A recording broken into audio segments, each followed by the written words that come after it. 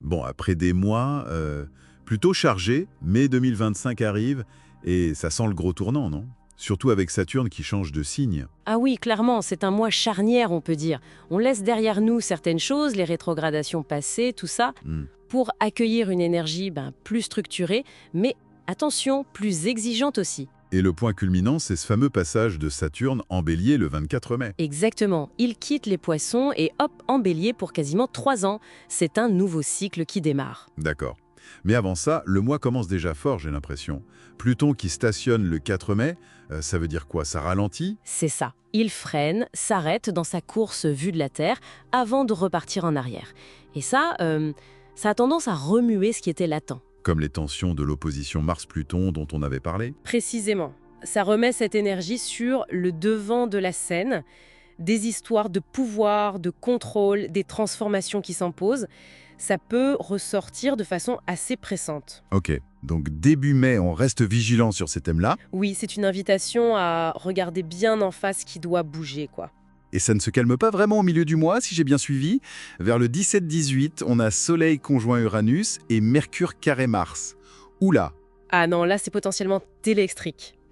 Le Soleil avec Uranus, c'est souvent le signe de surprise, de trucs soudains qui nous secouent un peu, des révélations? ou des idées de génie, Ça peut être les deux, hein? des éclairs de lucidité ou des événements imprévus, voilà. Et en même temps, Mercure en friction avec Mars. Ça, c'est jamais très reposant pour la communication, hein? Non, clairement. Risque de discussions houleuses, de mots qui dépassent la pensée. Mieux vaut tourner sa langue 7 fois dans sa bouche, comme on dit. Heureusement, il y a une petite accalmie ensuite, hein. J'ai vu un trigone Vénus-Mars vers le 21-22 mai. Oui, ouf. Ça, c'est une bouffée d'air frais. Un bel aspect pour la coopération, l'harmonie dans les relations, pour que les choses coulent mieux, simplement. Ça aide à faire passer la pilule des tensions d'avant, hein? Ça aide, oui. Ça apporte une énergie plus douce, plus constructive. Ça prépare bien le terrain pour la suite. Et la suite, c'est donc cette fin de mois très marquée par l'entrée de Saturne en Bélier le 24. Mais il y a aussi une ambiance Gémeaux qui s'installe, hein? Tout à fait. C'est intéressant comme timing. Saturne entre en bélier et quasi en même temps, Mercure file en Gémeaux, son signe de prédilection. Ah oui. Suivi de près par la nouvelle lune aussi en Gémeaux, le 26, on aura même un stellium là-bas, plusieurs planètes regroupées.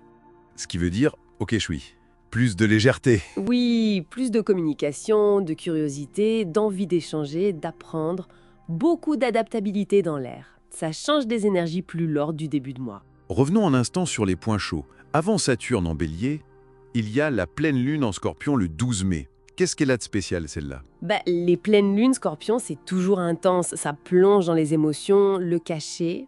Oui. Et celle-ci, elle est en phase d'Uranus, donc potentiel de révélation choc, de prise de conscience soudaine sur nos secrets, nos attachements. Ah, quand même. Mais en même temps, elle est bien reliée à Saturne par un trigone.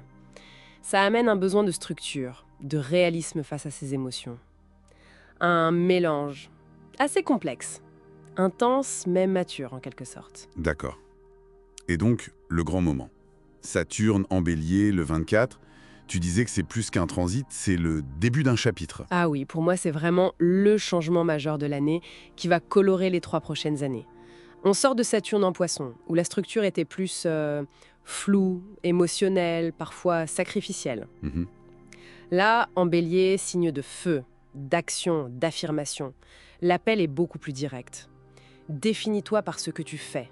Prends tes responsabilités. Ça va demander de structurer notre courage, nos initiatives. C'est exactement ça. Les leçons seront sans doute plus frontales, moins subtiles qu'en Poisson. Responsabilité individuelle, décision claire. Fini de se cacher. Et le même jour, Mercure rejoint Uranus. C'est fou comme coïncidence. C'est une synchronicité incroyable, oui. Le jour où Saturne, la structure, entre dans le signe de l'impulsion, Bélier, Mercure, la pensée, rencontre Uranus, la surprise. Ça suggère quoi? Que ce nouveau cycle saturnien démarre avec une idée soudaine, une nouvelle inattendue. Oui, quelque chose comme ça. Une communication qui change la donne. Un éclair de génie qui lance cette nouvelle phase de construction. C'est assez fascinant. Alors, si on devait retenir l'essentiel pour mai, le takeaway, comme on dit, Que ce Saturne en Bélier qui arrive le 24, ce n'est pas juste un événement de plus dans le calendrier astro. C'est vraiment le coup d'envoi d'une nouvelle ère de 3 ans. d'accord. mais nous donne un avant-goût très net de ce mélange Saturne et impulsion du Bélier. Responsabilité et prise de risque. C'est un appel à l'action concrète, à définir qui on est par nos actes. Et ça soulève une question du coup, comment cette influence va être différente de celle de Saturne en Poisson, qui était peut-être plus intérieure? C'est la grande question, oui. En Poisson, Saturne nous demandait de structurer nos rêves, notre empathie, nos limites floues. C'était parfois un peu nébuleux. Oui. En Bélier, c'est direct. Action, initiative, indépendance et assumer les conséquences. Les défis seront moins dans le lâcher-prise que dans l'affirmation, la direction à prendre. Moins dans la dissolution, plus dans la construction par l'action. Voilà, tu as tout compris. C'est ça. Et on reste très curieux de voir ce que Mercure-Uranus va nous réserver le 24. Cette petite surprise potentielle. Exactement. Un point à surveiller de très près ce jour-là. Pour conclure donc, fin de mois, on profite de l'air frais des Gémeaux pour communiquer, échanger, être adaptable. Oui, une respiration bienvenue. Mais sans oublier que Saturne en Bélier commence à installer un nouveau type de responsabilité, plus direct. Un équilibre à trouver. Tout à fait. Un équilibre délicat entre l'agilité mentale des Gémeaux et la construction patiente et volontaire demandée par Saturne en Bélier.